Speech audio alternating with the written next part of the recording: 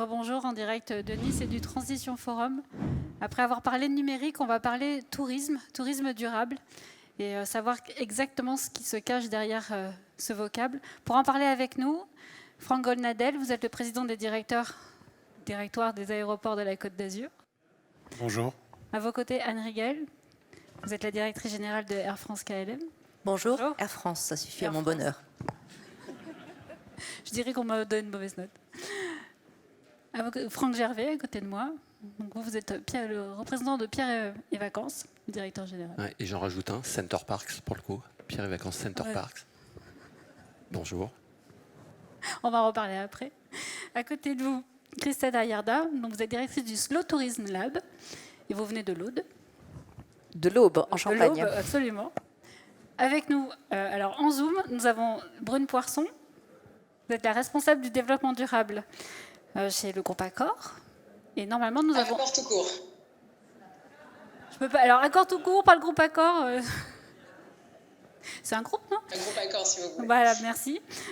Et notamment, normalement, nous devrions également avoir avec nous Nathalie Ilmy, qui est rapporteuse au GIEC, et qui est en théorie pas très loin de nous, puisque vous êtes au centre scientifique de Monaco.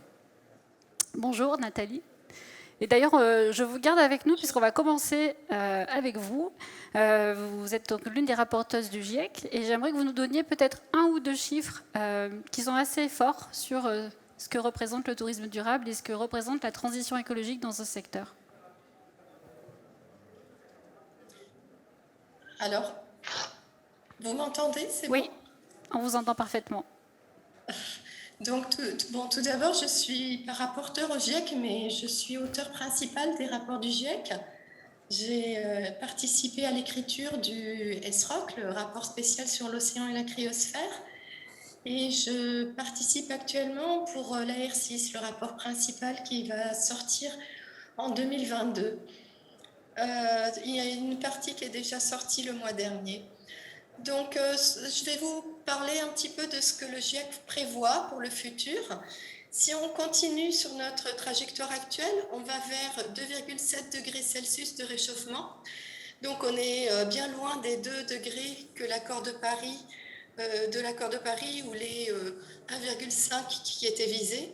Donc, il est urgent de faire quelque chose pour dévier de cette trajectoire. Le changement climatique n'est pas qu'une question de température. Il y aura aussi des impacts sur le niveau de la mer, les événements extrêmes et la biodiversité, des coûts d'assurance, des risques sécuritaires, des pénuries d'eau, de la perte de biodiversité, des dommages aux biens et aussi l'attractivité des destinations. Gelé depuis de nombreuses années, le pergélisol se réchauffe et dégèle. Or, selon les projections, sa fonte devrait être généralisée au XXIe siècle. Même si le réchauffement planétaire est limité à des valeurs bien inférieures à 2 degrés Celsius, environ 25% du pergélisol de surface, c'est-à-dire 3 à 4 mètres de profondeur, dégèlera d'ici 2100. Si les émissions de gaz à effet de serre continuent d'augmenter fortement, il est possible qu'environ 70% du pergélisol de surface disparaissent. Merci Nathalie. On va peut-être s'arrêter là. On reviendra vers vous tout à l'heure, mais quand on entend 2,7 au lieu de 1,5 ou 2 degrés, Anne Riegel, ça vous évoque quoi? Ça m'évoque qu'il faut agir. Je crois qu'on est pleinement conscient de l'urgence. J'ai lu la synthèse du pré-rapport du GIEC dès qu'il est paru. Il faut agir en activant tous les leviers à notre disposition. Nos clients nous demandent également d'agir. Je crois que personne aujourd'hui n'agit, et on le voit dans cette table ronde qui est finalement hybride. On le voit dans les propos du dirigeant d'Orange qui nous expliquait que les voyages étaient vus avec beaucoup plus de sobriété. Je crois que ce soit pour des voyageurs business ou pour des touristes, aujourd'hui on imagine plutôt des séjours plus longs et on s'intéresse de plus en plus à l'empreinte carbone de ces voyages. Donc pour nous, je dirais notre responsabilité, c'est d'utiliser tous les leviers à disposition. Alors, il n'y a pas de silver bullet pour le transport aérien aujourd'hui, on y travaille. On construit notre trajectoire net zéro à 2050, on se met des points intermédiaires. Nous, c'est de réduire de 50% nos émissions par passager kilomètre d'ici à 2030. Et ça veut dire utiliser tous les leviers à disposition, renouveler notre flotte. On vient d'accueillir nouveau le bébé. petit dernier de la flotte, qui est un Airbus de 20, qui va remplacer très vite la moitié de notre flotte moyen courrier et qui consomme 20% de fuel en moins. Pareil pour la flotte long courrier, à 2025, ça va être 50% de nos avions qui seront de dernière génération. Donc ça, c'est le levier, je dirais, le premier levier parce qu'il est disponible.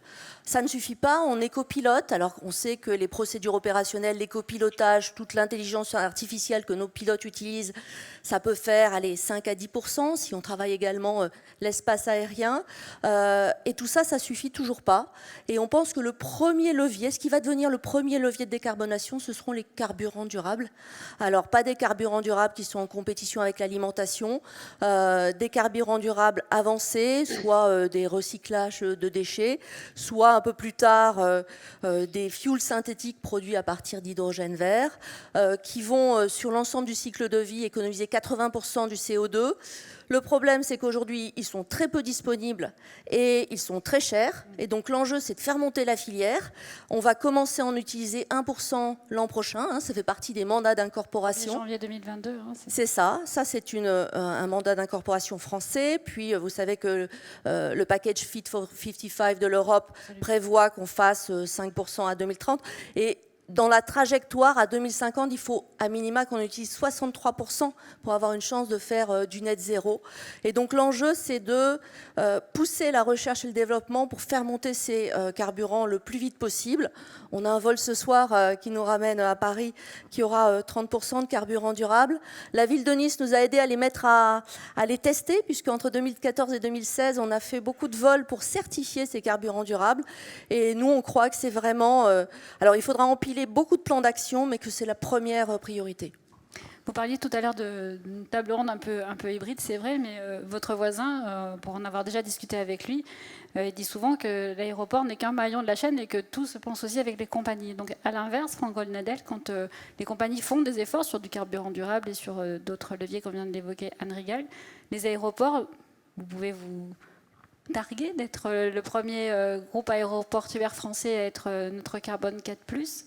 Alors, ça veut dire quoi concrètement au quotidien ? Alors, bon, je pense qu'on a entendu beaucoup de tables rondes depuis hier parler de cette transformation, cette transition qui doit s'accélérer. Effectivement, on est dans un secteur, dans l'aérien, avec les compagnies aériennes, avec tous les opérateurs, qui est habitué d'innover. Et l'urgence climatique fait qu'on doit accélérer notre innovation. Donc, les aéroports de la Côte d'Azur, poussés par nos voisins, et en particulier la métropole à juste titre, nous a demandé de prendre des engagements très forts. Et donc, on a pris l'engagement d'être neutre carbone à horizon 2030 sur nos émissions, dès lors que nos passagers sont dans nos installations et autres. Et on sait que c'est possible, puisque sur les 3 aéroports que nous gérons, il y en a le plus petit, mais important quand même, celui de La Mole-Saint-Tropez, est déjà net carbone zéro. Il absorbe plus qu'il n'émet pour ses propres émissions. Donc on va tenir cet objectif, mais on va travailler avec l'ensemble des partenaires pour faire en sorte que la collectivité, l'écosystème que nous formons, et je rejoins Anne Rigail dans ce qu'elle dit, c'est-à-dire qu'on a notre rôle à tenir en tant que gestionnaire aéroportuaire pour accompagner les acteurs, compagnies aériennes, les assistants en escale, dans cette transformation. Il y a 5 ans, 100% des matériels de piste étaient quasiment des matériels uniquement thermiques. Aujourd'hui, il y en a de plus en plus qui sont électriques. Depuis longtemps, les avions sont branchés à des prises électriques pour éviter d'utiliser un moteur thermique, ce que d'autres moyens de transport aujourd'hui essayent de faire, un peu comme le faisait l'aviation. Oui, on souhaite être leader, on veut être l'aéroport de demain. Et on a obtenu une certification qui fait que nos 3 aéroports, celui de Nice, de Cannes et celui de Saint-Tropez, sont aujourd'hui ceux qui sont les plus en avance. C'est-à-dire qu'on a un objectif de réduire, peu importe notre activité, nos émissions. Et je vous l'ai dit, c'est zéro à horizon 2030. On reviendra d'ailleurs un peu plus tard sur ce point. Quand on pense tourisme durable, est-ce que c'est du slow tourisme ? Est-ce que tourisme durable égale slow tourisme ? En tout cas, le slow tourisme est durable. Ça en est une partie. il y a deux choses. D'abord, effectivement, le tourisme durable, c'est presque un oxymore, hein, il faut se le dire. Aujourd'hui, le tourisme, c'est 7% du PIB, 11% des émissions de gaz à effet de serre. Donc, il faut faire quelque chose, effectivement. Soit, effectivement, il y a la maîtrise de l'outil existant, notamment la mobilité, l'hébergement, l'alimentation, la sobriété numérique, hein, qui sont les 4 vecteurs importants à gérer. Soit on veut recréer du tourisme, parce que nous, dans nos ruralités, dans l'Aube par exemple, le tourisme, ça a aussi un côté salvateur, hein. On a beaucoup dit à nos élus, vous n'avez plus d'industrie, mais vous allez avoir du tourisme. Oui, mais quel tourisme? S'il faut reconstruire, réartificialiser les sols en ruralité, ça n'a aucun sens. Donc c'est là où le slow tourisme est une réponse. En fait, le slow tourisme est une réponse au développement potentiel d'un tourisme durable. Parce que le tourisme, c'est vertueux, hein. On dit, on affiche tous ces côtés négatifs, mais le tourisme, c'est aussi l'altérité, c'est la rencontre de l'autre, c'est la préservation du patrimoine. C'est quand même grâce à cela qu'on trouve des moyens de restaurer nos églises, faire des musées, mais c'est aussi la mixité des lieux. Et je crois que vous travaillez aussi beaucoup dessus, mais nous, la mixité des lieux, c'est très important, des lieux qui soient à la fois touristiques et pour les habitants.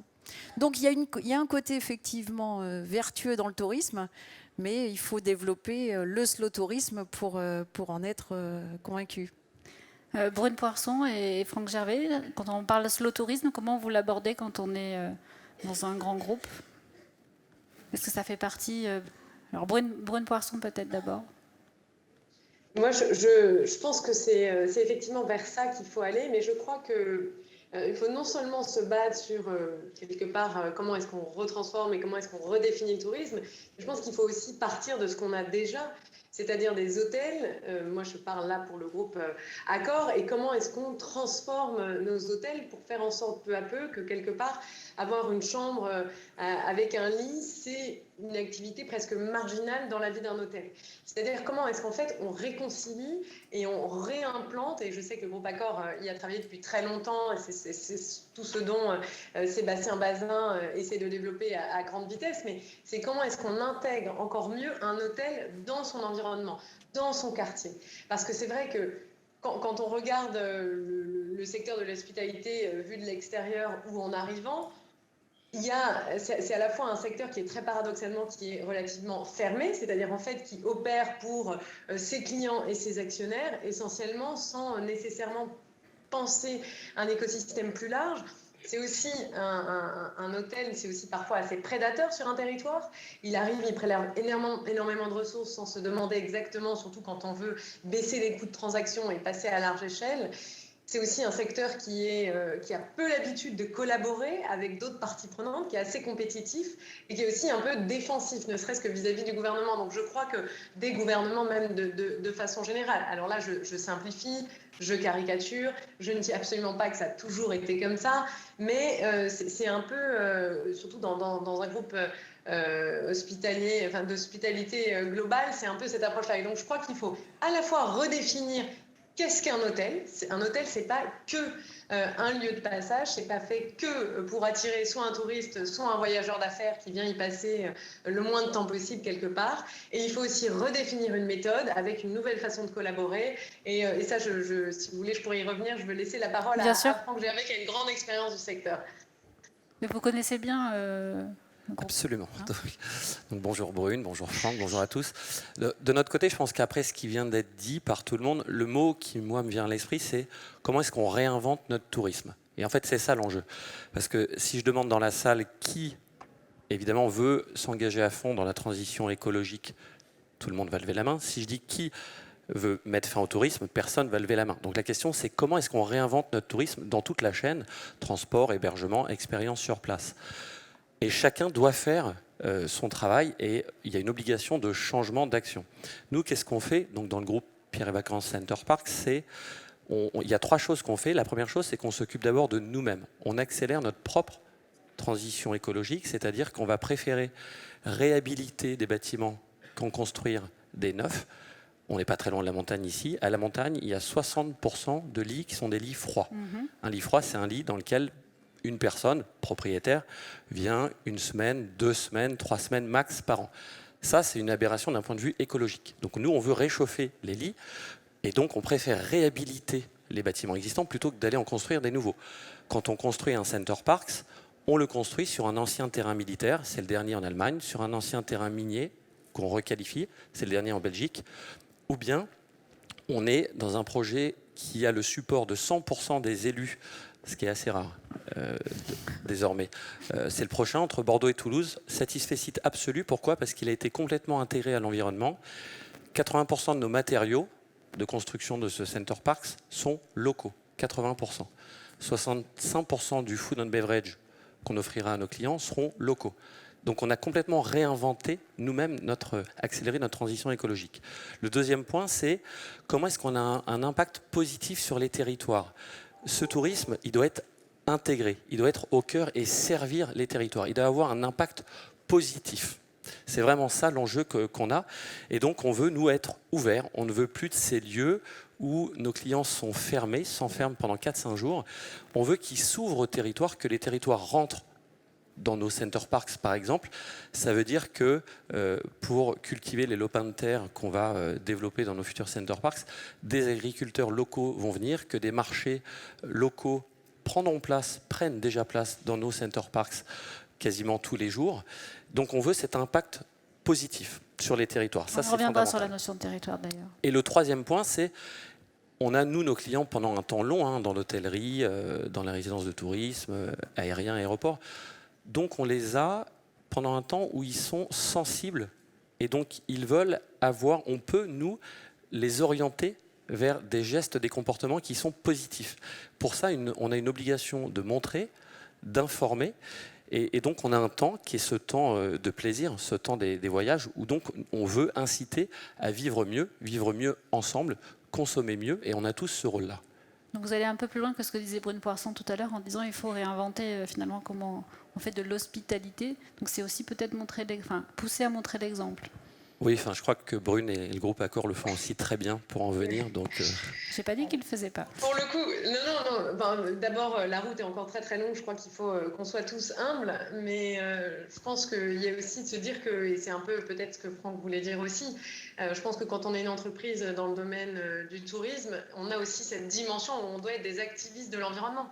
On a une chance inouïe qui est quand même d'accueillir chez nous des gens qui ont généralement qui sont assez disponibles dans leur tête, dans leur esprit, assez ouverts. Et donc, comment est-ce que nous, on participe à définir de nouvelles normes sociales? Et peut-être simplement, c'est vrai qu'il faut que je laisse la parole à d'autres, mais je pense que ce que ça veut dire aussi, là, très concrètement, à mon avis, c'est que... On vous entend, oui. Ah, pardon. Pardon, excusez-moi, il y a eu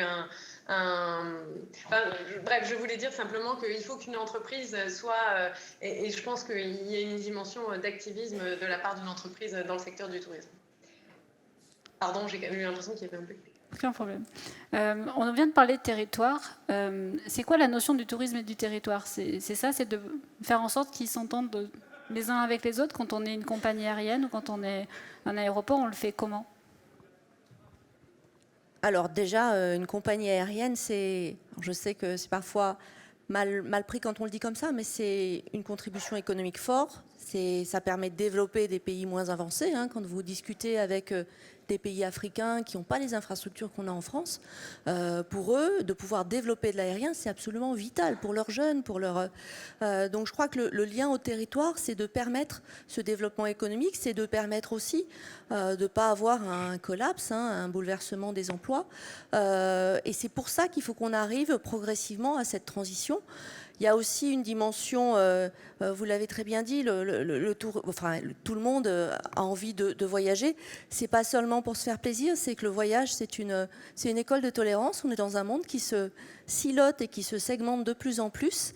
Moi, un monde sans tourisme, sans voyage, sans rencontre de l'autre, et même sans voyage au long cours, puisqu'on sait que décarboner le transport aérien, un jour, on aura des avions à hydrogène. On espère en 2035, on les a commandés à Airbus. Un jour, on aura des petits modules électriques, mais ça ne va pas adresser le long courrier. Et probablement pas à l'horizon 2050. On espère toujours une rupture technologique.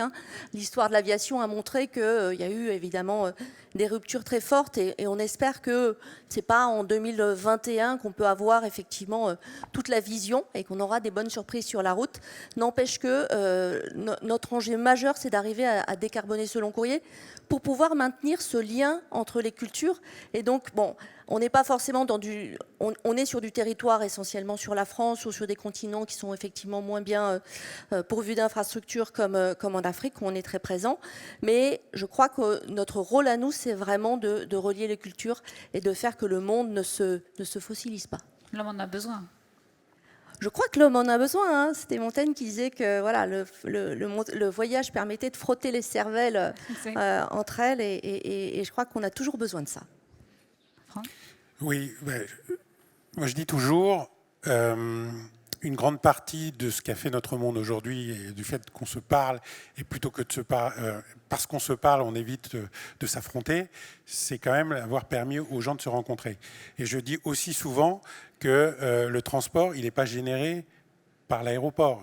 Quand vous prenez un avion, vous ne venez pas pour visiter l'aéroport. Si vous y restez trop longtemps, par rapport à l'hospitalité que peuvent avoir mes collègues autour de la table, s'ils restent longtemps, c'est plutôt mauvais signe.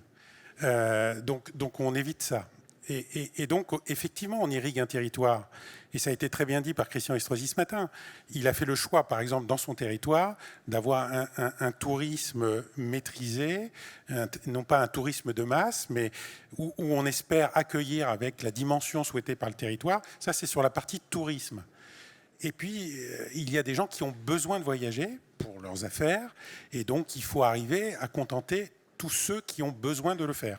Et c'est pour ça qu'on est une porte d'entrée, une porte de sortie, et finalement, on est un passage entre des liaisons qui permettent aux uns et aux autres de se relier. Quand vous entendez tout ce qui se dit là autour de la table, ça vous évoque quoi, vous qui défendez justement le territoire ? Il y a plusieurs territoires. Chez nous, le touriste, on voudrait que ce soit toujours un habitant temporaire.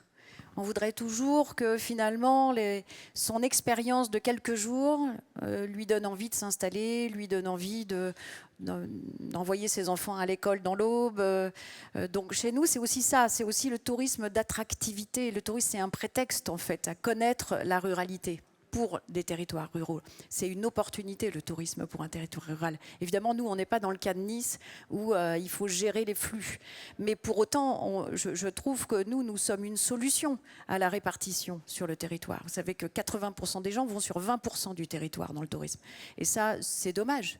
On a matière à accueillir des gens, effectivement, pas toujours dans les mêmes circonstances. Ça peut être un tourisme professionnel, mais potentiellement, la ruralité offre tout un écosystème qui peut être extrêmement vertueux. Vous savez, quand les gens veulent un tourisme à la campagne, en fait, la première raison d'aller à la campagne, c'est de ne rien faire. Alors, le problème, c'est que effectivement, au bout de quelques temps, c'est difficile de ne rien faire. Donc il faut organiser l'écosystème autour, comme vous disiez, mailler le territoire, travailler avec les privés. Nous, c'est pour ça qu'on a monté le Slow Tourisme Lab. C'est pas pour faire plus de slow tourisme, c'est pour en faire mieux. C'est pour que ce soit rentable. C'est pour qu'on arrive à mailler tout le monde. C'est pour qu'on arrive à écouter des professionnels comme vous. Parce qu'il y a l'acceptabilité politique d'un côté et puis il y a la nécessité du professionnel qui a besoin de l'ancrage dans son territoire. Et c'est vrai qu'aujourd'hui, on est très siloté, comme vous disiez. Malheureusement, il y a le professionnel et puis le territoire. Et c'est plus la contrainte qui les unit que la solidarité et l'opportunité. Et quand même, sauf si vous voulez rajouter quelque chose, mais allez-y. En une minute, il y a un mot qui me vient dans ce que vous dites, c'est le mot de proximité. J'allais venir, justement. Alors, allez-y. C'est vrai que finalement, la pandémie a obligé presque les Français à préféré le tourisme de proximité. On a arrêté de voyager pendant un moment. C'est quoi l'avenir du tourisme de proximité? Alors, nous, on est convaincus, parce que c'est notre business model, que le tourisme de proximité, c'est-à-dire à 3 heures de distance, a un immense avenir pour le tourisme, pour l'avenir du tourisme.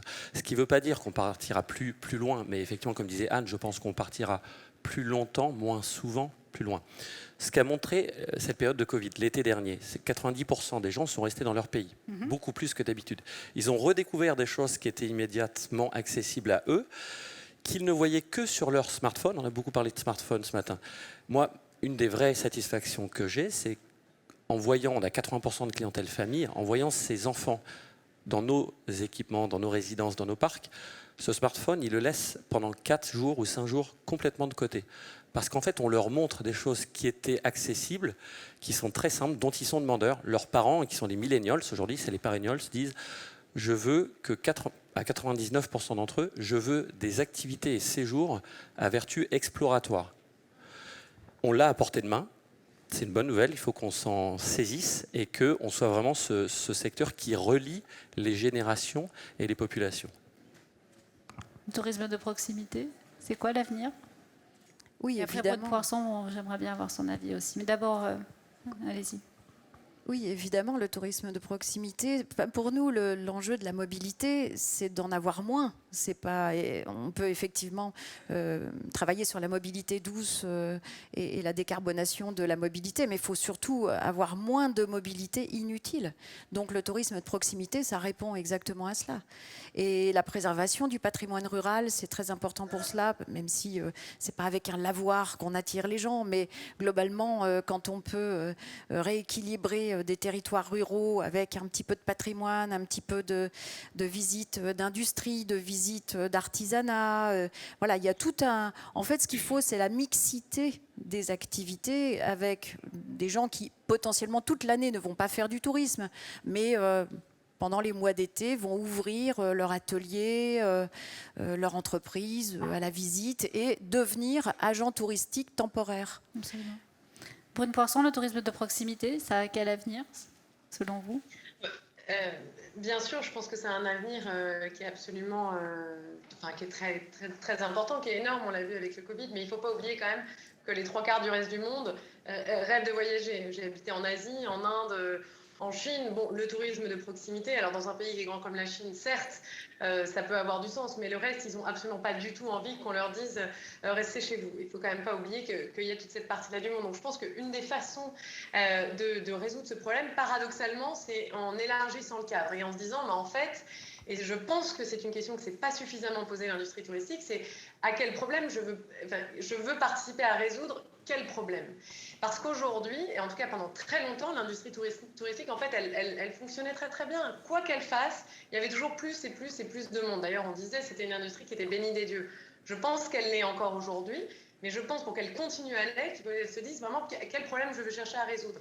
Et là, on a parlé beaucoup d'environnement, mais il y a aussi toutes les questions sociales. Il ne faut pas oublier que c'est un secteur qui, aujourd'hui, n'arrive plus à recruter. Je ne sais pas si Franck a ce problème-là ailleurs, mais en tout cas, très certainement, pour le groupe Accor, ça devient une vraie question. Et c'est partout dans le monde. Et donc, c'est comment est-ce que nous, on arrive à trouver des solutions, à travailler aussi même avec des gouvernements au niveau locaux, non pas pour leur dire arrêtez de nous réguler, mais plutôt essayons de travailler ensemble pour transformer, modifier les règles, par exemple, du droit du travail, pour qu'on puisse réinventer un nouveau type de flexibilité et devenir à nouveau attractif. Parce que c'est aussi une des premières vertus du tourisme. C'est le premier employeur mondial, c'est le premier secteur employeur mondial. C'est un énorme élévateur social. Et pour le moment, il faut qu'il reste en mesure, et il est de moins en moins, de répondre à cette promesse-là. Merci. Si Nathalie Elmy est encore avec nous, j'aimerais lui poser une question.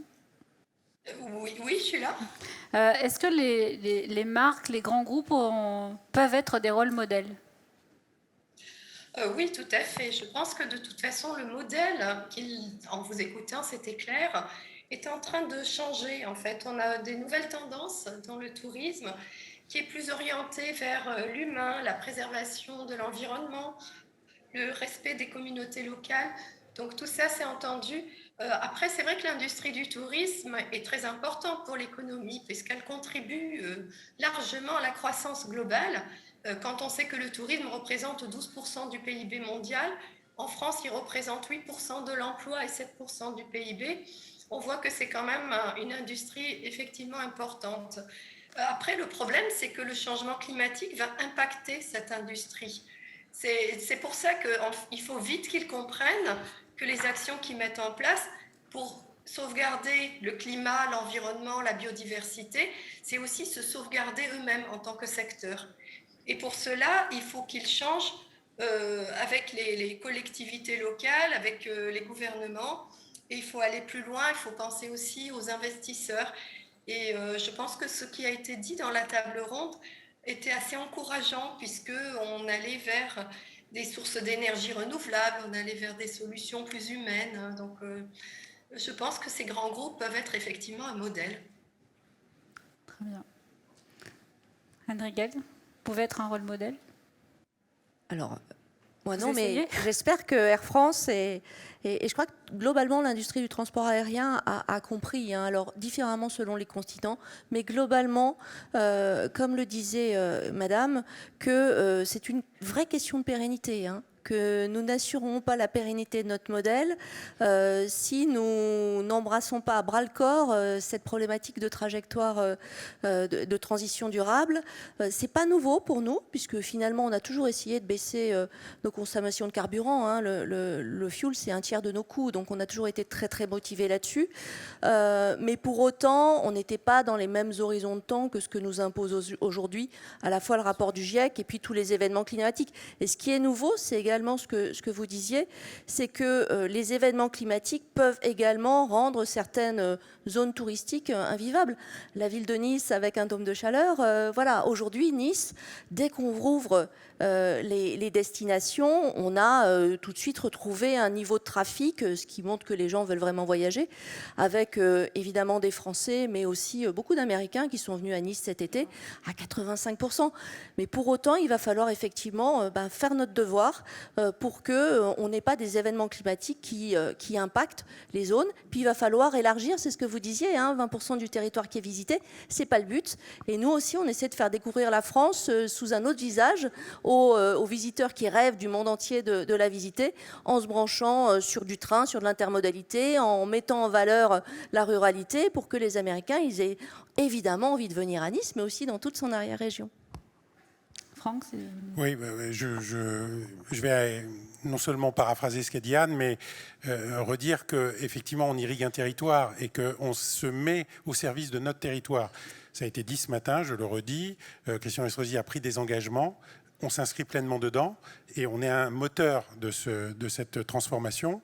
On irrigue son territoire avec la volonté d'être modèle à notre échelle, c'est-à-dire qu'on n'attend pas que les autres fassent et que nous on suive, on essaye d'être en avance et de montrer que c'est possible, et on le fera avec nos partenaires, parce qu'on irrigue un territoire qui n'est pas simplement une grande ville, on a aussi un territoire d'arrière-pays très important, et on a ce rôle de permettre non seulement que des touristes viennent et comprennent tout ce qui s'est fait ici, mais aussi à des entreprises de s'installer parce que derrière ces entreprises, elles ont besoin de vivre et de pouvoir voyager.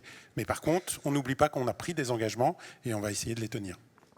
Merci à tous les six. En tout cas, c'est un sujet passionnant dont on pourrait encore débattre très longtemps. Mais on sent que apparemment, il y a la discussion entre toutes les parties, tous les maillons de la chaîne. Merci à tous les six.